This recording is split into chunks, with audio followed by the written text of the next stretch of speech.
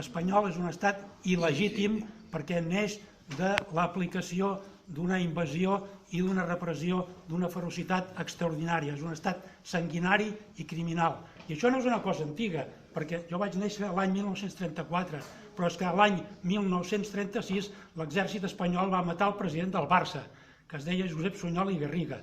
I l'any 1938 l'exèrcit espanyol va matar un senyor que es deia Carrasco i Formiguera, que va jugar un paper importantíssim amb el procés d'alliberament de Catalunya, primer a Sant Sebastià i després quan en Macià... Perdoni que el talli, però és que aquí tanquen a 2:15. Ens tanquen a 2:15. Hi ha més preguntes.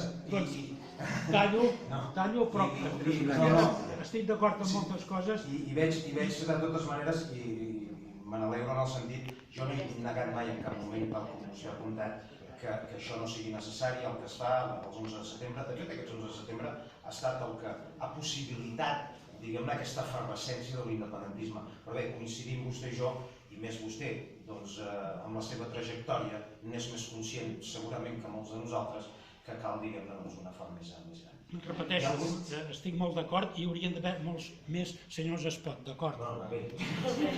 Som una nació ocupada. Sí, és això.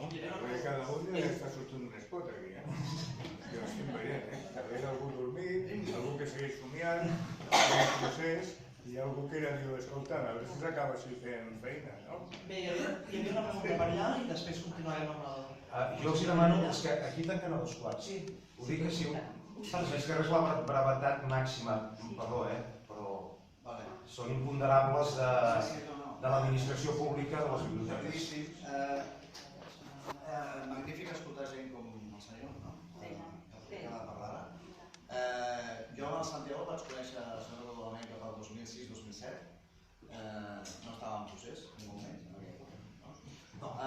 Jo crec que ens van enganyar ja més d'una vegada amb el tema del procés. La primera va ser el 9N, ja amb la pregunta, després amb el que has dit tu de no enfrontar-se directament amb Espanya, el Mas ja ens van enganyar. El poble no reacciona. Després amb el tema del 27S ens tornen a enganyar amb el tema de les llistes, perquè hi ha una editoria dels Junqueras de David Fernández per una junta de seguretat que canvia tot, però ens posaríem amb